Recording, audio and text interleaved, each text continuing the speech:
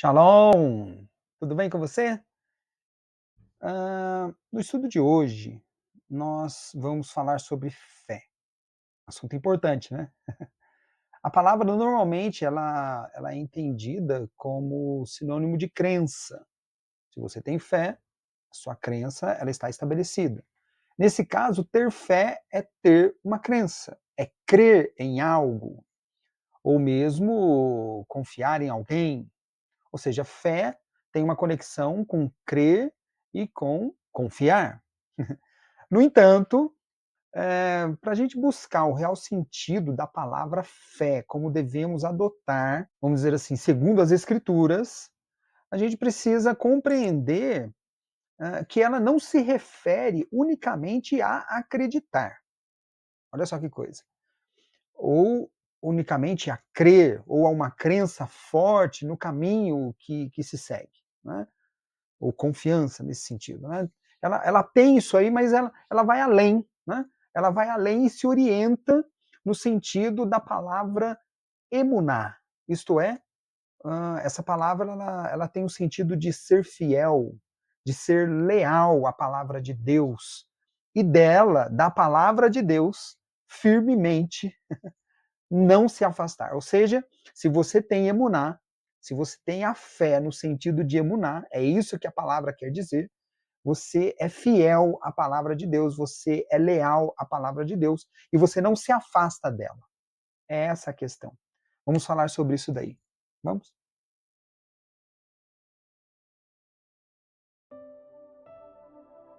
Eu sou o Antônio e este é o canal da comunidade cristã Radavá. Vamos orar? Senhor, louvado seja o teu santo nome entre as nações, porque o Senhor é o nosso único Deus. Nós agradecemos, ó Pai, pela oportunidade de estarmos aqui e estudarmos da tua palavra. Estende sobre nós o teu manto de proteção, cuida de nossas vidas, cuida da vida de todos aqueles que vão assistir a este estudo. Entra na casa de cada um, Pai, e abençoa a vida de cada um, para a honra e glória do Senhor.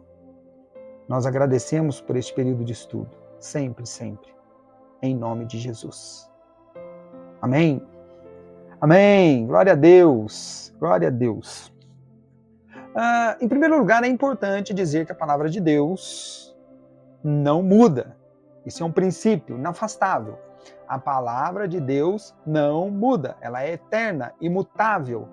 Ela é fora do tempo, atemporal, não é? Vamos dizer assim.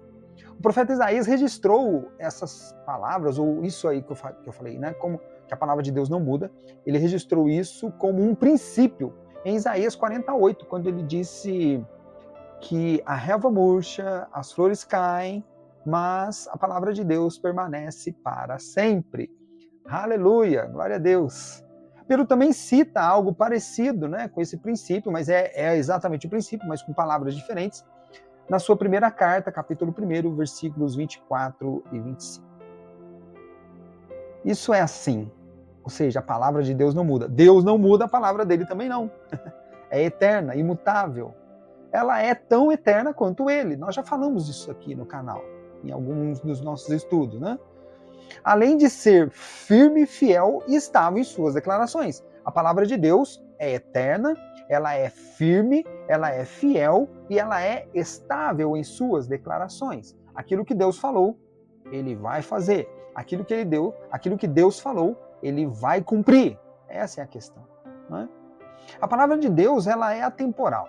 Nós chegamos a falar sobre isso. Fora do tempo. Ela é verdadeira na sua comunicação. Verdadeira. Na sua essência. Não tem como fugir disso. A palavra de Deus é de Deus. Só disso já tem uma verdade inafastável. Portanto, ela é estável e invariável também em seu significado. Se ela não muda, o significado dela também não. Né? Do princípio ao fim das Escrituras, de Gênesis a Apocalipse, ela não muda. Ah, mas o idioma é diferente. Com todo respeito, nós não entendemos que a alteração do idioma possa alterar o sentido e o significado da palavra de Deus. Se ela é de Deus, ela não muda, qualquer que seja o idioma. Logo, vamos dizer assim, a primeira vez em que elas ocorrem na Bíblia, elas devem manter o significado inalterado, o significado delas, né? Em que pese alguns usos alegóricos. Né? A gente sabe que existem palavras que são usadas em sentidos como metáforas, como comparações, figuras de linguagem que podem dar acepções diferentes. Porém, o que ela significa, mesmo na metáfora, ou na comparação, ou na figura, qualquer que seja, o que ela significa ali é o mesmo. Um fermento é um fermento, qualquer que seja ele. É óbvio que um fermento pode ser tomado, por exemplo, como o pecado. Na festa de pães asmos, a gente tem que retirar o fermento de nossas vidas. Mas o próprio Cristo usou o fermento numa parábola do reino, dizendo que o reino é como o fermento. Fermento é fermento nas duas ocasiões, só que numa ele foi usado num sentido diferente da outra. Isso não retira o significado da palavra, que é o mesmo. A palavra, o sentido, o significado da palavra fermento foi o mesmo nesses dois exemplos que eu dei. Né? Mas o sentido que ela foi usado ali na metáfora, na comparação, na figura de linguagem empregada, isso sim é uma figura diferente, né? Uma acepção diferente. Nós compreendemos dessa forma. O universo possível de significados das palavras no idioma original não pode alterar, apesar das diferenças. Ele não pode se alterar, em que pese essas diferenças, em outros idiomas. Mesmo que ele seja traduzido, ele tem que ter ali o mesmo significado do original. Não tem sentido ele ser usado em outro idioma e, pelo fato de ser usado em outro idioma, ele ampliar ou restringir o seu significado. Não tem sentido isso. Isso acaba significando que, embora em idiomas diferentes, presta atenção, o sentido da palavra, quando usada por Deus, não pode mudar. O sentido que eu me refiro é o significado, né? A acepção fundamental da palavra. O que eu quero dizer é que esse significado que uma palavra pode assumir, por exemplo, no Novo Testamento, não pode ser alterado, nem ampliado ou restringido por causa do idioma em relação ao Antigo Testamento. Se uma palavra do Antigo Testamento foi colocada no Novo, do hebraico para o grego não pode ampliar ou restringir, porque a palavra é de Deus e essa palavra não muda. Não tem sentido. A gente, mas aqui no grego ela tem outro sentido. Ué, mas o significado é o outro lá. Não tem como alterar esse significado da palavra. Não tem. Porque simplesmente ela é palavra de Deus e palavra de Deus não muda. Ué, não tem como ser diferente disso. Há também uma outra questão que a gente tem que considerar. Né? Mesmo que o idioma falado pelos autores dos livros e cartas do Novo Testamento fosse o grego, nós não cremos que seja, mas mesmo que fosse, todos né, do Novo Testamento pensavam e raciocinavam com a mentalidade hebraica, ou judaica, como queira. Eles viviam como judeus. Eles eram judeus. O que nos remete a esse contato inafastável com o significado das palavras empregadas. Né? Esse significado empregado, né? Na lei e nos profetas. Por mais que eles estivessem usando o grego, eles estavam pensando no sentido daquela palavra, na cultura, no idioma original deles, que é o hebraico. Não importa que tenha sido o grego. Né? O grego ele foi um instrumento, talvez, de propagação, né? Talvez, porque em Atos 2, não é só o grego que é falado além do hebraico, são vários idiomas. Isso significa que a palavra foi transmitida para vários idiomas. O grego ele foi usado na escrita dos livros e cartas do Novo Testamento. Daí, nesse contexto, nós temos a palavra fé. Nós vamos falar de fé hoje, né? No Antigo Testamento existem muitos atos de fé. Muitos. Em Hebreus capítulo 11, Muitos deles são citados. É um capítulo lindo de se ler. Sugiro a você que leia, se não leu ainda. E se já leu, enriqueça, porque é inspirador. É um capítulo muito inspirador. A palavra que vem do hebraico, que é traduzida por fé, no Antigo Testamento, é emuná. Já falamos.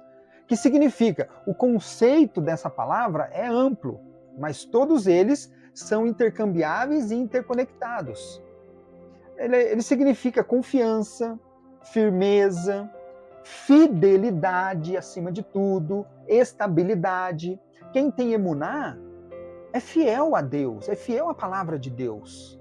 Essa é a questão. O termo também pode designar vamos dizer assim, uma característica da pessoa de ser confiável, de ser firme, de ser fiel, leal ou até estável. Mas ela em si é a fidelidade, a lealdade, a estabilidade com que ela se envolve com a palavra de Deus. A fidelidade, nesse caso, não indica somente a pessoa que crê. Não é nada disso.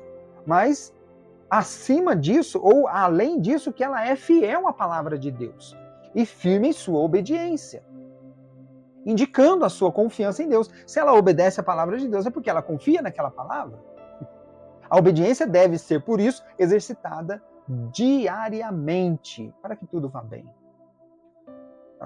A fé precisa ser exercitada, porque nós precisamos ser obedientes todos os dias, em todos os momentos. Não é ser obediente hoje e amanhã não. Hoje eu cumpro o mandamento, amanhã não. Não é assim. Hoje eu sou fiel, amanhã não. Não. Tem que ser estável. Hoje eu cumpro e amanhã também. Senão, eu caio no pecado. Ocorre a falta, a transgressão. No mundo sobrenatural, vamos falar assim, a fé ela é uma porta. Olha que coisa, é uma porta. Uma porta que se abre para um mundo novo. A emuná representa, na realidade, uma passagem, vamos dizer assim, de uma dimensão para outra, espiritualmente falando. Ou seja, ela representa crer e, além disso, nesse sentido, avançar.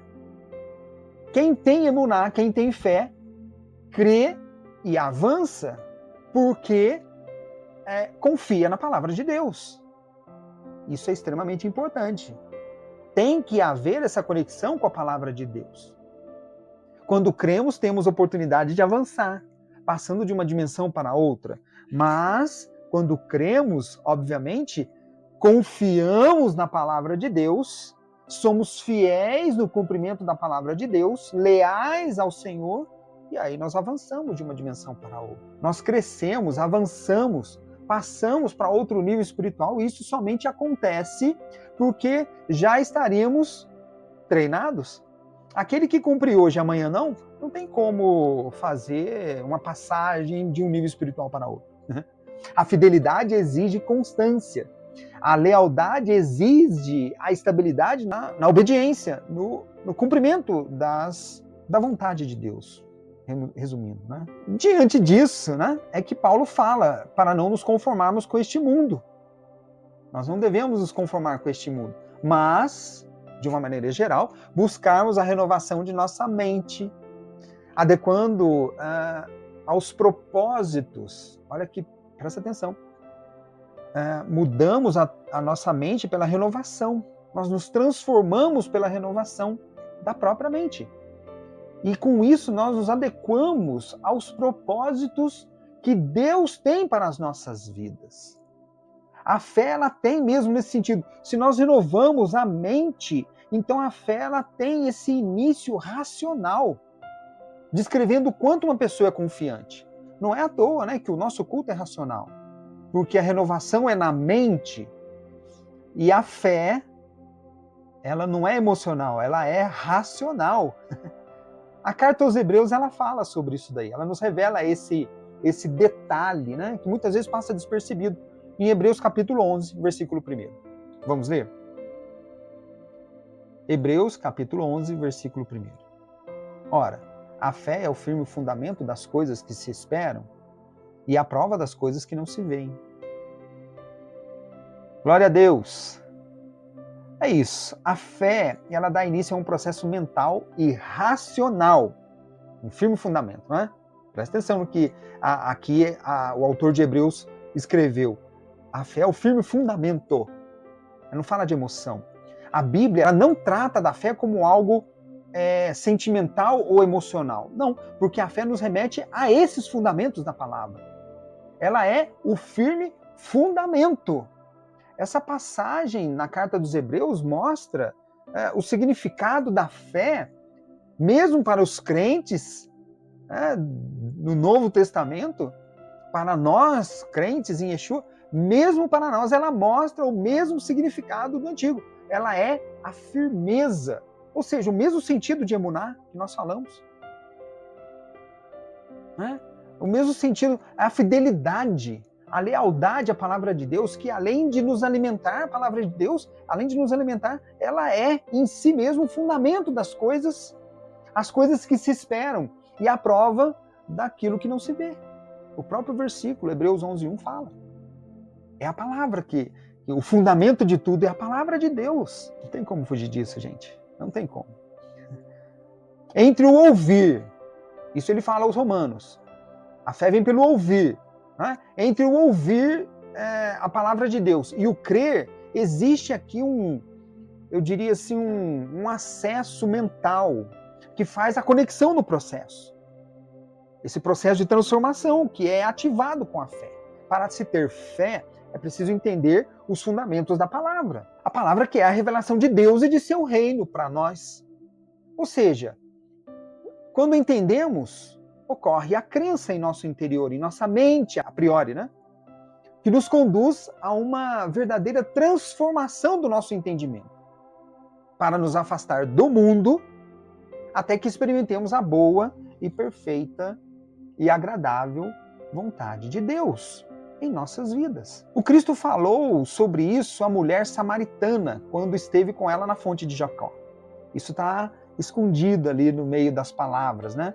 Mas é basicamente isso que ele fala, sobre o entendimento, sobre o fundamento da palavra e, acima de tudo, sobre o conhecimento da palavra. Vamos ler João 4:22. João, capítulo 4, versículo 22. Vocês, samaritanos, adoram o que não conhecem. Nós adoramos o que conhecemos, pois a salvação vem dos judeus. Glória a Deus, glória a Deus. Esse versículo fala muita coisa. Existem muitos aspectos que nós podemos adotar baseados nesse versículo, né? Nesse estudo de hoje eu vou falar somente do que está implícito ali. Porque Jesus está falando para aquela mulher que ele, como judeu, ele adora o que conhece. Os judeus adoram o que eles conhecem. Então, observem, há uma conexão entre a adoração e o conhecimento de Deus. Mas o conhecimento não é aqui no coração, no sentido de emoção. Não, o conhecimento é pela transformação da mente, pela renovação da mente. Pela fé, nós somos levados a conhecer nosso Deus para um relacionamento íntimo com Ele. A fé é a fidelidade, a lealdade, repito, a estabilidade que precisamos ter nos caminhos de Deus. A firmeza dos nossos propósitos, alinhando com Deus. E o posicionamento. Nós precisamos nos posicionar em obediência à palavra do Senhor. Mas quando passamos pelas portas, acessamos um ambiente espiritual totalmente novo. Falamos disso aí. Quando passamos pelas portas da fé, quando realmente renovamos a mente, nos entregando à transformação, confiando na palavra de Deus, com certeza nós acessamos um ambiente espiritual totalmente novo e elevado. Nós também podemos saber um pouco sobre fé, por exemplo, em Hebreus 10:38, que completa um pouco o que nós falamos até aqui. Vamos ler. Hebreus, capítulo 10, versículo 38. Mas o justo viverá pela fé, e se ele recuar, a minha alma não tem prazer nele. Glória a Deus. O autor da carta aos Hebreus, neste versículo, faz uma citação de Abacuque. Abacuque 2:4. lá do Antigo Testamento. Veja bem, ele está citando Abacuque. Se lá em Abacuque fé é emuná, no sentido que eu já falei, ele não pode citar Abacuque e aqui em Hebreus, capítulo 10, ele usar a palavra numa acepção diferente. Não tem como isso. Desse modo, se nós compreendemos isso aí, ou seja, precisamos ter unicidade, né? No sentido, no significado das palavras, tanto no Antigo quanto no Novo.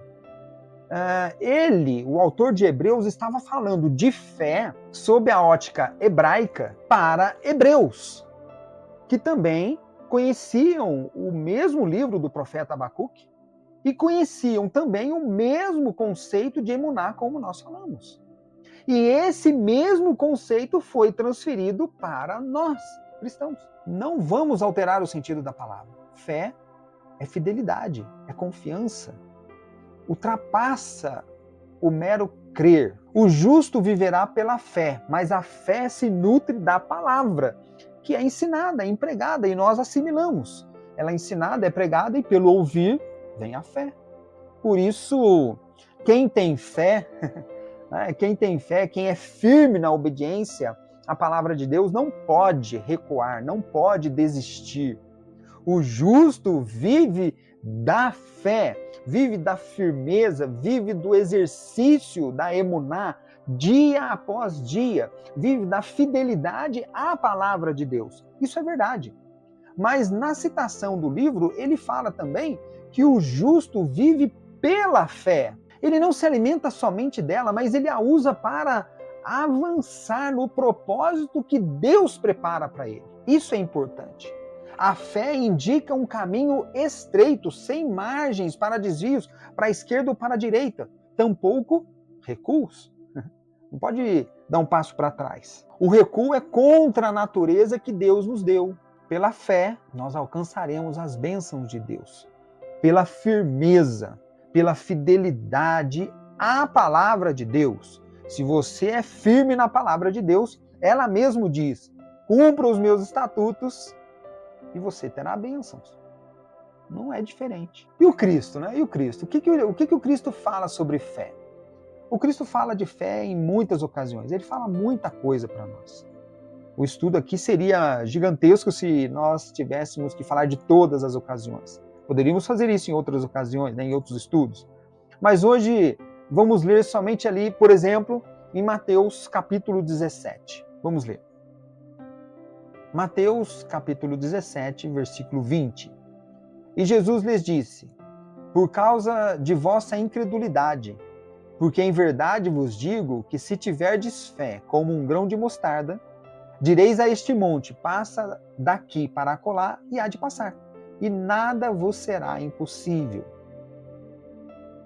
Glória a Deus! Esse versículo está num contexto em que os versículos anteriores, eles colocam que os discípulos não foram capazes, isso foi falado lá, né? Os discípulos não foram capazes de expulsar o demônio de uma pessoa. E aí aquela pessoa é levada ao Cristo, que dá a sua ordem e o demônio sai. Mas aí os discípulos perguntam por que eles não conseguiram. E o versículo 20, né, no capítulo 17, é a resposta do Cristo para eles. Eles não conseguiram por causa da vossa incredulidade.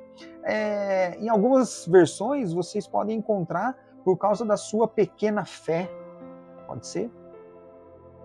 Por causa da sua pouca fé, talvez. Quando Jesus compara a fé nesse versículo com um grão de mostarda, ele faz usando a expressão fé como um grão de mostarda. Em algumas versões vocês poderão encontrar também a fé do tamanho de um grão de mostarda. Nós não cremos muito nessa tradução da fé do tamanho de um grão de mostarda, porque um grão de mostarda é pequeno. E um pouco antes ele fala de incredulidade ou da pequena fé. Eles não conseguiram por causa de terem pequena fé, uma fé muito pequena, pouca fé. Então, não tem sentido ele falar que eles não conseguiram por causa de uma pequena fé e depois dizer que se eles tivessem uma fé pequena do tamanho de um grão de mostarda, já seria o suficiente para resolver os problemas. Não tem sentido isso. Então, a comparação que ele faz aqui, a expressão fé como um grão de mostarda é mais, na nossa opinião, adequada. E ele faz uma comparação. É a fé que vocês precisam ter como um grão de mostarda. Nesse sentido, né, como já falamos, embora as traduções possam usar do tamanho do grão de mostarda, não se trata aqui de tamanho da fé ou de quantidade. Em outras ocasiões, Jesus usou essa expressão, homens de pequena fé, homens de pouca fé, para dizer que as coisas não acontecem porque tiveram pouca fé, uma fé pequena ou ainda uma fé fraca. Quantas vezes Jesus fez isso? A firmeza, no entanto, a estabilidade, né? A fidelidade, a lealdade não tem tamanho. Nós não somos grandes fiéis, não. Nós somos fiéis ou não. A fidelidade ela pode ser exercida com intensidade ou não, mas com tamanho, né? Ela tem intensidade, potência, mas elas não nos deixam desviar dos caminhos do Senhor, nem dos nossos objetivos, nem para a direita, nem para a esquerda. Em verdade, vamos falar assim, se dissermos que se trata de tamanho, uma fé pequena, ou uma firmeza pequena, uma estabilidade pequena, uma fidelidade pequena, nada disso ajuda a avançar. Não, a gente não pode ter uma fé pequena, uma fidelidade pequena. Não, a gente tem que ser fiel, 100%. Mesmo que se estivesse tratando de crença, crer só um pouquinho não vai fazer diferença. Talvez o que ele estivesse dizendo é que crer só um pouquinho já é o suficiente para fazer muita coisa. Também existe esse ponto de vista. Mas, analisando o próprio texto, não bate. Por causa da sua incredulidade ou da sua fé pequena. Mas se você tiver uma fé pequena, você vai conseguir fazer? Não bate. Então não é isso que ele está falando. Como semente do grão de mostarda, aqui sim, embora pequeno, aquela semente tem a mesma potência de qualquer outra semente para romper e avançar firmemente no seu propósito e de se transformar numa árvore. Todos nós temos o propósito de avançarmos e nos tornarmos justos para o reino de Deus. Todos nós. E se nós tivermos a emuná, que é a fidelidade, a lealdade à palavra de Deus para chegarmos ao reino, isso já será o suficiente.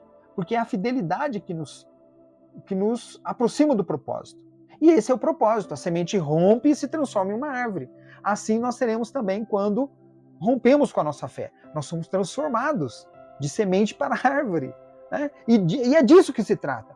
De um caráter, de uma postura fiel, firme, leal, autêntica, estável. Quando nós somos fiéis à palavra de Deus, cumprindo o que Ele espera de nós, certamente as comportas do céu se abrem e somos revestidos de poder. E a partir daí, nada será impossível.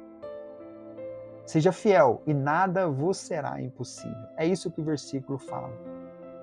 Seja fiel, cumpra o seu propósito. Um grão de mostarda, pequenininho, ele cumpre o propósito dele. É uma semente.